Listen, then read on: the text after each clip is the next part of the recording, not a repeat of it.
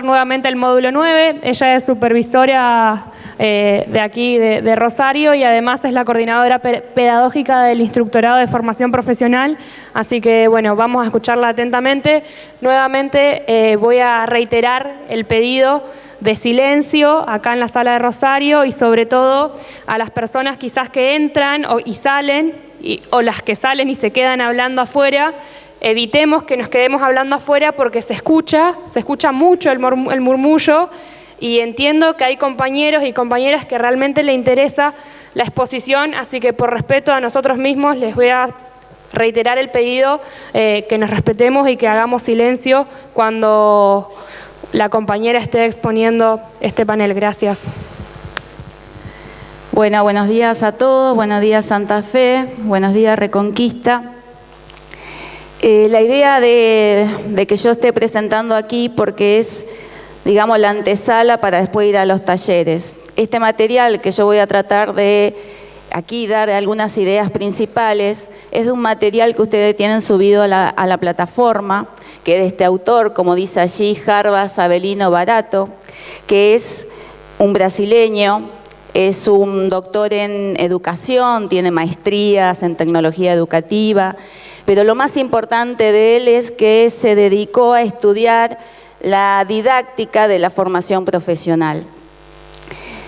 Y al leer el material de él, que no es un libro tan, digamos, largo, tendrá unas 100, 110 páginas, dice mucho de la formación profesional y creo que si se los recomiendo que lo puedan leer, de todo el material subido me parece que le presten atención a este material, porque quizás nos va a dar pautas para repensar la forma de cómo nosotros, la didáctica de la formación profesional, cómo estructuramos los contenidos, los conocimientos, digamos, y confrontarlo como lo estamos haciendo en este momento. La idea no es de que a partir de ahora queremos que se haga de esa forma, sino es pensarlo desde otra mirada, cómo nosotros planificamos, que tiene que ver mucho con la planificación que hacemos, que tiene que ver mucho con la práctica profesionalizante de lo que hoy estuvimos viendo.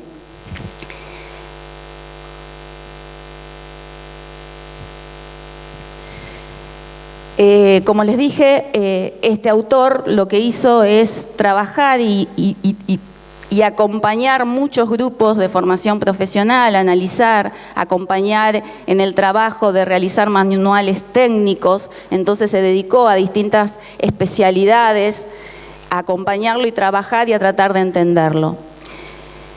Él lo que primero como orientación de la investigación, él lo que va a proponer es un desacuerdo, por eso habla de categorías inadecuadas, en separar la teoría de la práctica como dos categorías que tienen que estar separadas. Una teoría que tiene que ver más con el saber, que a veces lo tomamos como el pensar, el del ocio, por eso al principio decía saberes del ocio, saberes de la práctica, y la práctica más asociada al hacer, ¿no?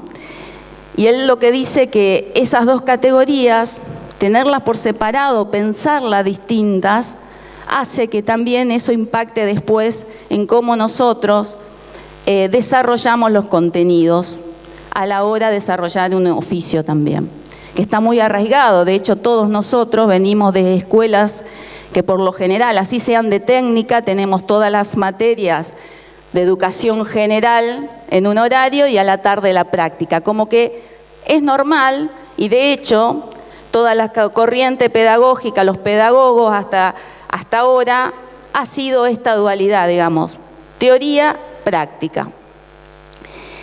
Y por otro lado, a pesar de eso, hay otras corrientes que hablan de un saber hacer.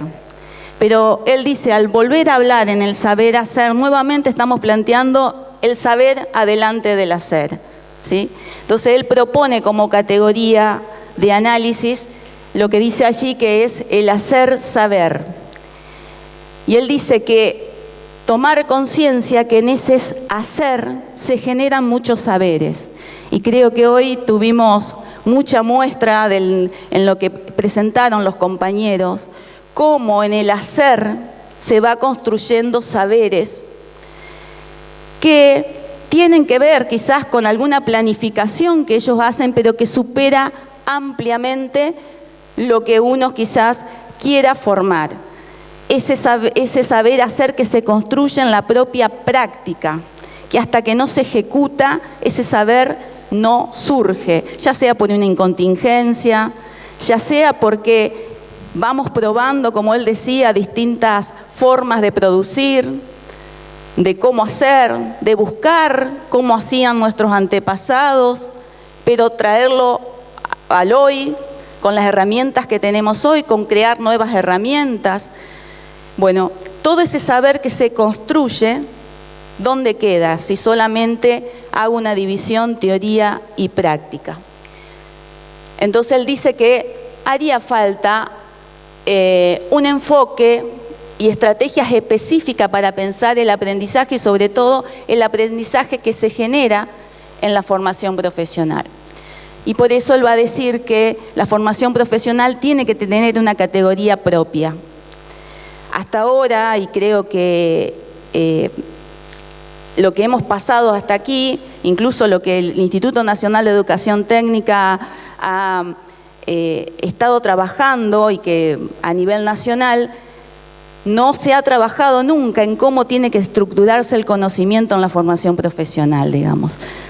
Esto es lo que decían los compañeros hoy. Sabemos que los diseños curriculares tienen que tener en la implementación una cierta cantidad de práctica y el resto teoría. Ahora, ¿cómo yo hago para dar teoría y la práctica? Eso es una categoría que no se ha discutido o no se habla, o se habla muy poco.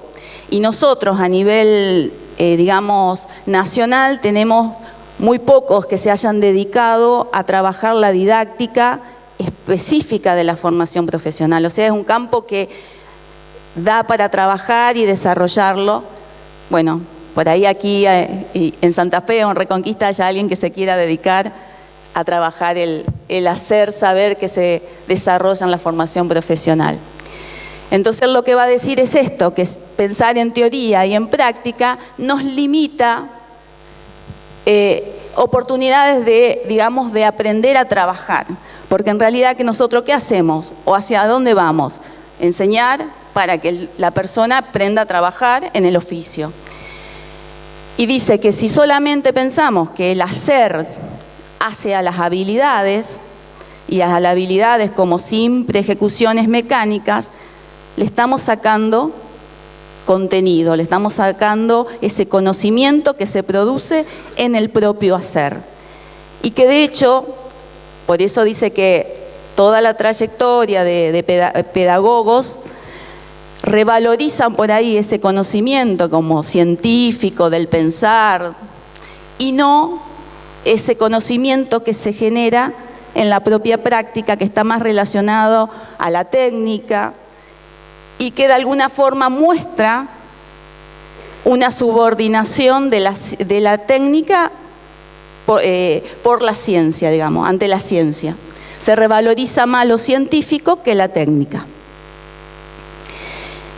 Entonces, como dice allí, se reduce a simples ejecuciones mecánicas el saber hacer. Entonces lo que él dice, desarrolla esto de lo más interesante es poder pensar que saberes no es solamente el pensar, el literario, el enunciativo, sino que también cómo nosotros empezamos a tomar conciencia de que al desarrollar habilidades, al estar trabajando y desarrollando y concatenando distintas desarrollos de práctica, cómo generamos habilidades y saberes.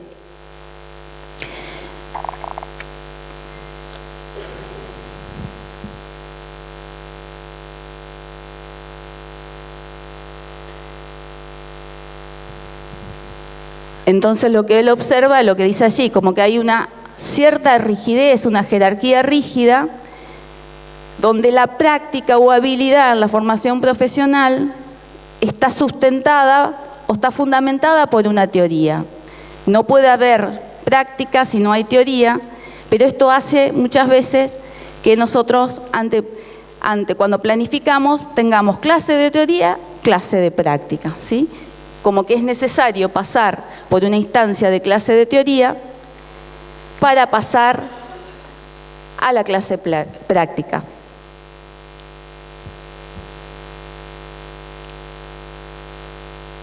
A ver si esto pasa, no pasa.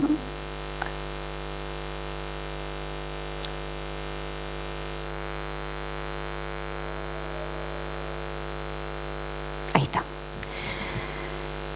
Entonces, él dice, si nosotros al hacer saber, como esa es la categoría que él propone, él dice que a veces tomarlo como saber hacer es como una mirada muy puesta en el trabajo y lo que perdemos de vista son los pasos en la ejecución y que en cada paso de esa ejecución uno puede obtener ciertos conocimientos que son tan valorables para la formación profesional.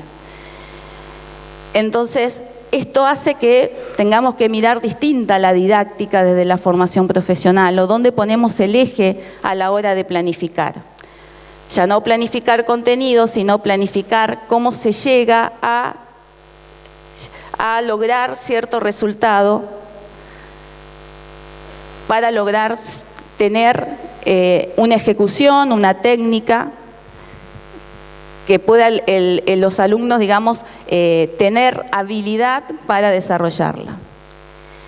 Entonces, marca mucho esto de que teorizar para después hacer genera esta como una precedencia temporal incluso, ¿no? Y que esto se ve a pesar de que uno se ve mucho en los centros. Me ha pasado que cuando uno va a visitarlo te dice, ¿qué pasa con el taller de mecánica? No, están en la salita de arriba dando teoría. Es como que la teoría y el taller no van juntos y necesitamos lo otro. O, ¿por qué hay tantos banquitos acá, pupitres en el taller? No, porque es el espacio donde damos teoría. Si es como que nosotros mismos tenemos separadas esas dos instancias. No digo que está bien ni mal, simplemente digo que estructuramos nuestra forma de planificar de esa forma. De alguna forma lo que dice ahí, digamos, se reduce como a ciertas cuestiones y es lo que es muy crítico en este sentido, como dice allí. Al final dice, los profesionales se rindieron al discurso hegemónico de los pedagogos. Y este es un tema que es para pensarlo, meditarlo, porque muchas veces hablando con directores, no de los que son los centros específicos, porque los que son de los centros que son con dirección propia, digamos, son los mismos docentes que han salido del centro, entonces entienden lo que es la formación profesional. Pero muchas veces me pasa que en las discusiones con directoras de primaria o incluso con directores de escuelas técnicas que tienen formación profesional, siempre está la cuestión de, y este profesor es muy bueno, la práctica es muy bueno. Lo que yo veo es que no le dan nada de teoría, ¿sí? Y creo que en el imaginario no dar nada de teoría es porque no doy la clase teórica acostumbrado, pensado, sentado con una proyección, así como estoy hablando yo ahora, como que la teoría la única forma es hacerla enunciativa, si no, no hay teoría. Entonces eso también es algo como para pensarlo y revisarlo.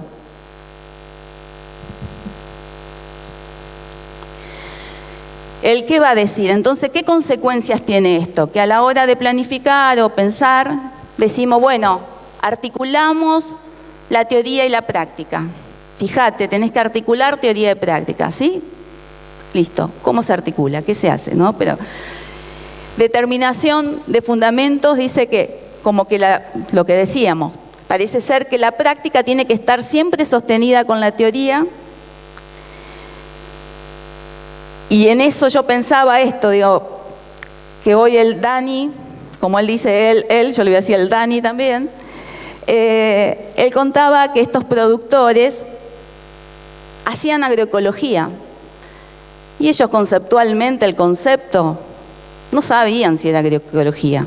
Ellos estaban poniendo técnicas, conocimientos Y ellos cuando fueron, dijeron, todo lo que estás haciendo encuadra en el concepto de agroecología. Entonces muchas veces hay prácticas, ¿no?, donde ese conocimiento está, aunque no lo tenemos en formato de un saber organizado, sistematizado, ¿sí?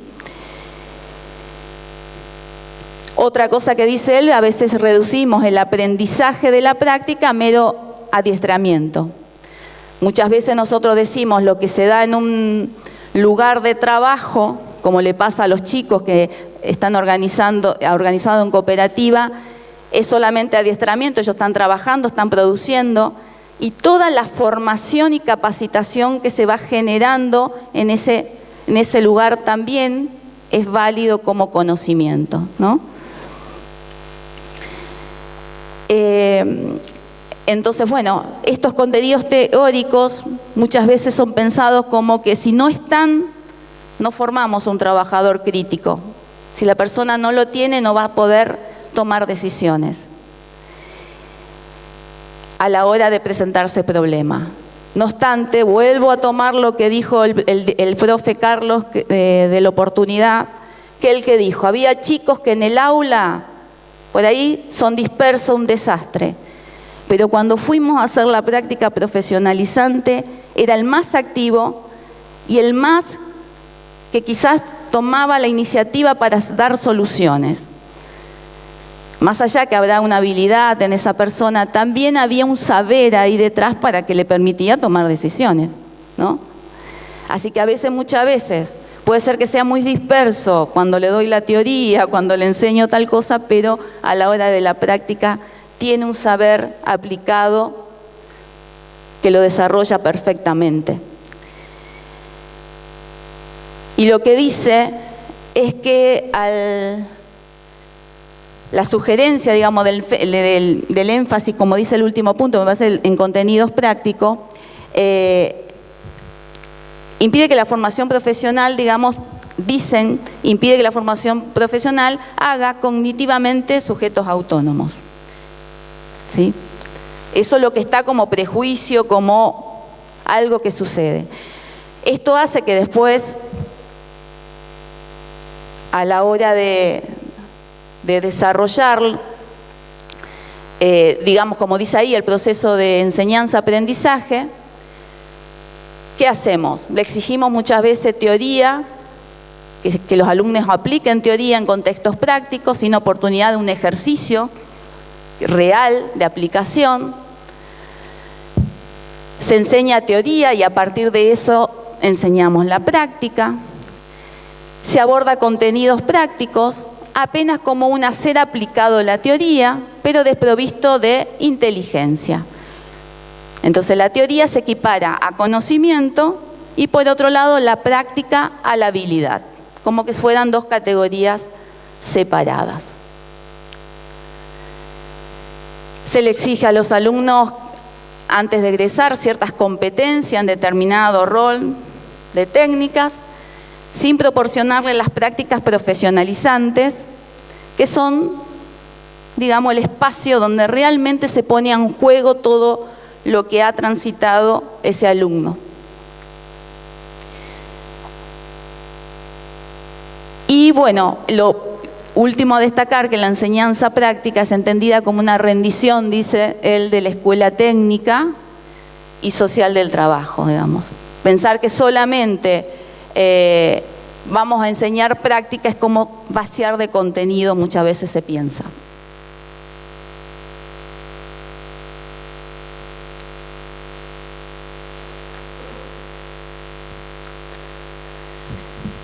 Él lo que va a plantear es que hay un formato que es el aprender haciendo, que esto surge con esos autores que ven en la pantalla, que se gesta justamente en los lugares de trabajo, en las empresas, en las obras, y que allí se genera trabajadores competentes, ¿no? Muchas veces nosotros cuando somos, al ser de educación y centro de educación, decimos nosotros la diferencia de eso es que nosotros damos una educación integral. al pensar en educación integral decimos porque pensamos en otros contenidos que abordamos a la persona en su integralidad. No obstante, eso también a veces puede llegar a ser algo equívoco de nosotros y nos metemos en esa dupla teoría y práctica muchas veces, que tiene que ver eso de doy por un lado higiene y seguridad. En algunas escuelas, especialmente técnicas, todavía tenemos eso, donde tenemos materias transversales separadas al oficio. Quizás en los centros que son puros tenemos el mismo profe que enseña todo lo relacionado al oficio, donde es seguridad e higiene, donde está empleabilidad, donde ven los perfiles hacia dónde yo puedo apuntar laboralmente después que termine el oficio. En otros lados está separado. Y lo hacen realmente separado. Un día en la semana tienen que ir a clase de, otro día van al taller. No hay posibilidad de pensarlo en una planificación conjunta, que sería lo más rico, de compartir el profe del oficio con quien puede venir a clarificar sobre otros conceptos. Bueno, pero es la forma como hasta ahora estamos trabajando.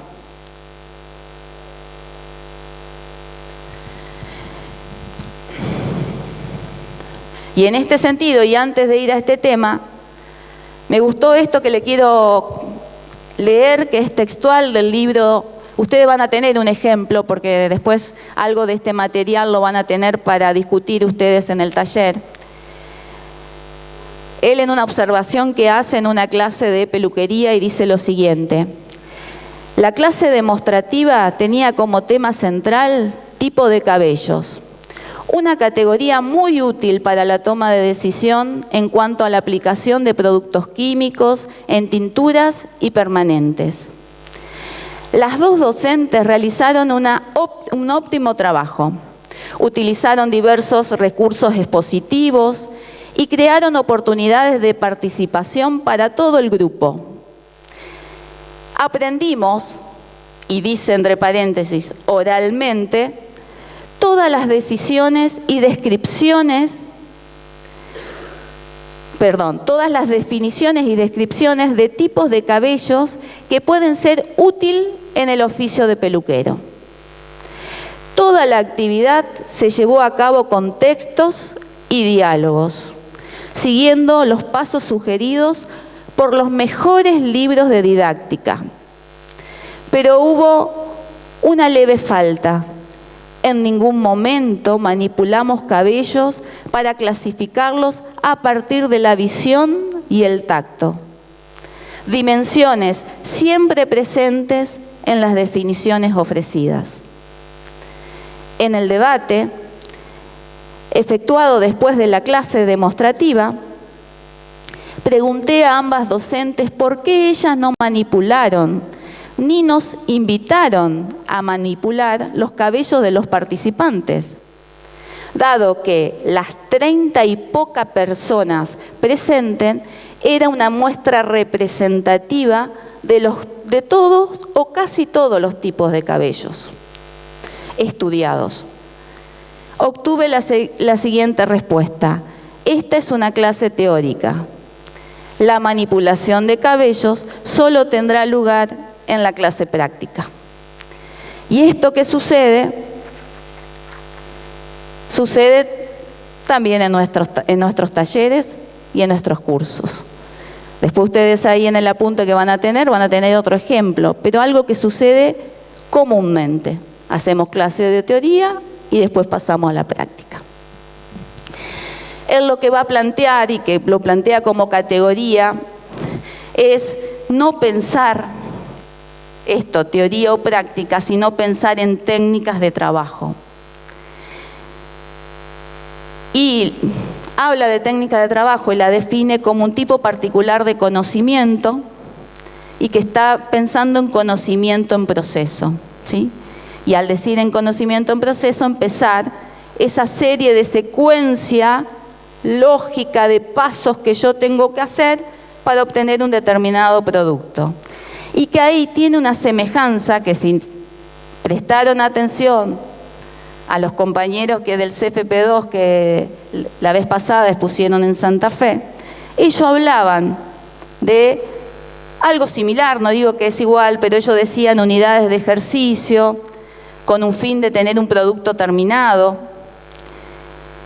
Y ellos hablaban de técnicas operativas. Esto tiene algo que ver con eso. Pensarnos en esta secuencia de pasos que yo tengo que hacer para lograr un producto terminado es lo que a nosotros nos va a permitir pensar en los distintos saberes que se van a ir entrecruzando en esa secuencia de pasos. Los saberes que tengo que saber previamente y los saberes que se van gestando en el proceso, en ese proceso a medida que se van dando los pasos. Y que esto también, que el compañero de Santa Fe hoy consultaba de cómo planificar las prácticas.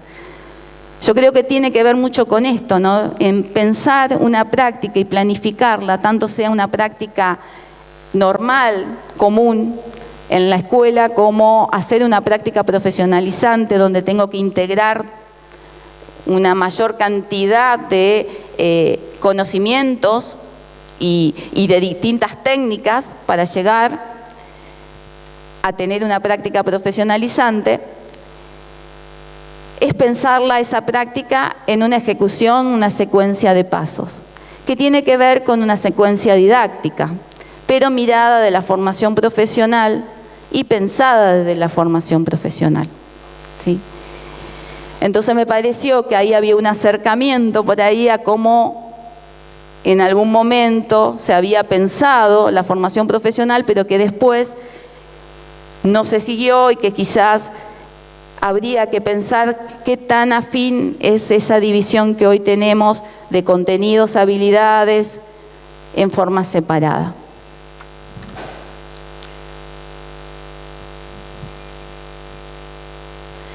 Para esto él dice, se basa en este autor, Merrill, que trabajó taxonomía, dice objetivos educacionales, que trabajó y dice que ciertos saberes humanos deben ser clasificados como procesos, como secuencia de operaciones orientada hacia la elaboración de un producto finalidad.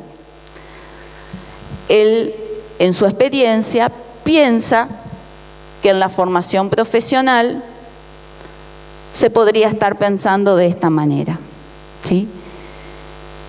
Que los saberes, digamos, cuando se piensa el saber en proceso, en los contextos que tienen sentido, dice, es predominante, como dice ahí, determina que es determinante y predomina en todos los demás tipos de saberes que se hacen en la ejecución. Si yo lo pienso como ellos que trabajan ya ejecutando acciones, intercambiando, haciendo la práctica en territorio, en el campo, con el productor, cómo eso determina y predomina ese saber, ¿no? Esta prueba, error que decía Dani, cómo se van generando esos saberes en forma colectiva, con el productor, con los alumnos, todo el proceso que él ha realizado y que sigue realizando, o el centro sigue realizando con el tema de la leche, desde las primeras pruebas hasta llegar a lo que es hoy la leche pasteurizada, vendida, ¿sí? Entonces dice, técnicas y habilidades, que es lo que a nosotros es lo que es nuestro tema, la formación profesional, técnicas y habilidades, exige un tratamiento metodológico que asegure resultados en el aprender a trabajar. Y dice, es un gran desafío de construir una pedagogía que tenga un saber técnico.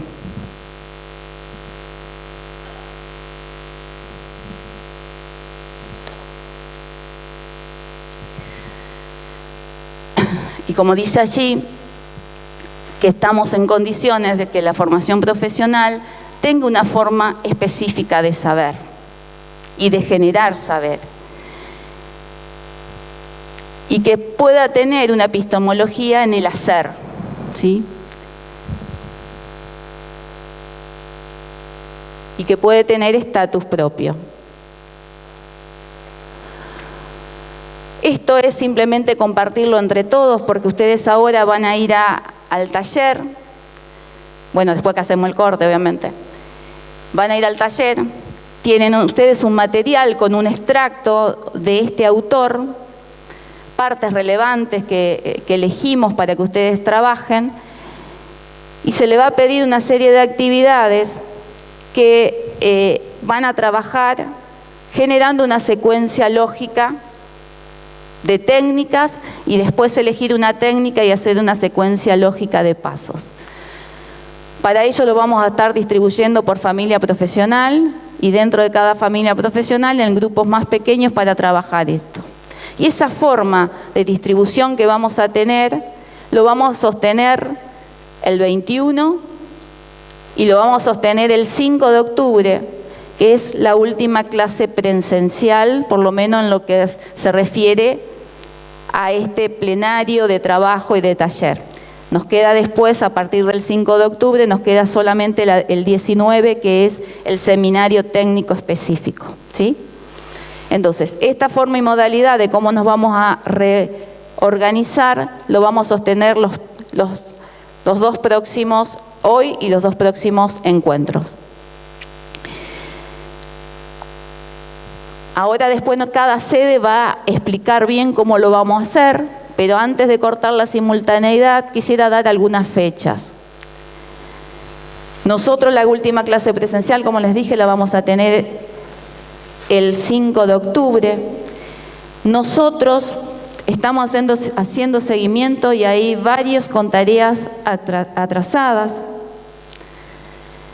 Lo que vamos a hacer en este tiempo, le van a recibir ustedes un mensaje que le vamos a estar dando tiempo hasta el 25 de septiembre para ponerse al día con la tarea y vamos a hacer un corte, esperando que todos traten de llegar con las tareas, porque estamos corriendo contra reloj, porque tenemos que cerrar el instructorado y sobre todo porque queremos llegar a que entregarle la certificación y que la certificación ya esté registrada, ya tenga registro.